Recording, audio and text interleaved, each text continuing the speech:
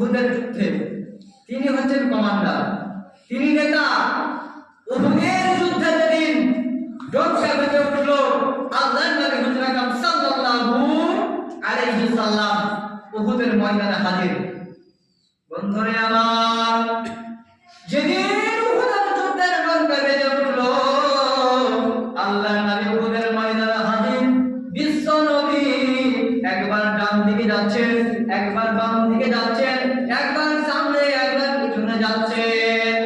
আর বিশ্ব নবী হুজুর আকরাম সাল্লাল্লাহু আলাইহি সাল্লাম উহুদের যুদ্ধে তিনি লোহার জামা পরেছিলেন, লোহার মাথায় হেলমেট পরেছিলেন। আর বিশ্ব নবী একটি পাথরে ওঠার চেষ্টা করছে, বিশ্ব নবী একটি পাথরে ওঠার চেষ্টা করছে। তো বিশ্ব নবী পাথরটা উঠে রাসূলের থেকে মানে উঁচু হয়ে গেছে পাথরটি।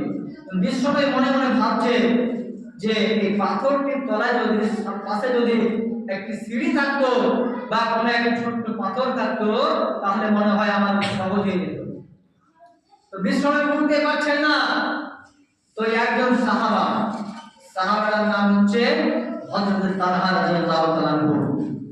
তালহা রাদিয়াল্লাহু তাআলা আনহু যে আল্লাহর রাসূলের কাছে দৌড়ে চলে গেলেন, যাওয়ার পরে বললেন, ইয়া রাসূলুল্লাহ, ইয়া হাবিবাল্লাহ, ও দয়ার নবী গো, আমি এখানে পাথরটির পাশে আমি শুয়ে যাচ্ছি, আপনি আমার বুকে পা দিয়ে আমার পাশে উঠে পড়েন। বন্ধুরে আমার, তালহা রাদিয়াল্লাহু তাআলা আনহু পাথরের পাশে শুয়ে গেলেন। আর বিশ্ব নবী তার বুকে পা দিয়ে উঠছেন। ওই সমাজে বিশ্ব নবীর মুখ থেকে বের হচ্ছেন, তালহা রে, তুই নিজের জন্য জান্নাতকে ওয়াজিব করে নিলি। আর ঈমানটা কত দেখেন, তার বুকে পা দিয়ে শুনে উঠে গেলেন। তালহাকে এরকম ডাকার জন্য তালহাকে তো কোনো হাদিস কোরআন দিয়ে বয়ান করতে হয়নি, হাদিস কোরআন দিয়ে কোনো তাবলীগ করতে হয়নি, মাইক ডাকে ডাকতে হয়নি, এলান করতে হয়নি। তালহা রাদিয়াল্লাহু তাআলা নিজে চলে গেলেন।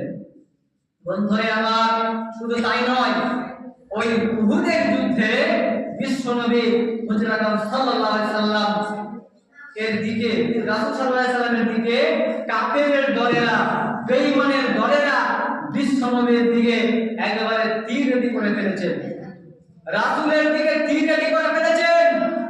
তখন রাসূল সাল্লাল্লাহু আলাইহি সাল্লাম খেয়াল করেনি, আল্লাহর নবী খেয়াল করেনি। তখন তালহা রাদিয়াল্লাহু তাআলা আনহু, সাহাবীর নাম বললাম হযরত তালহা,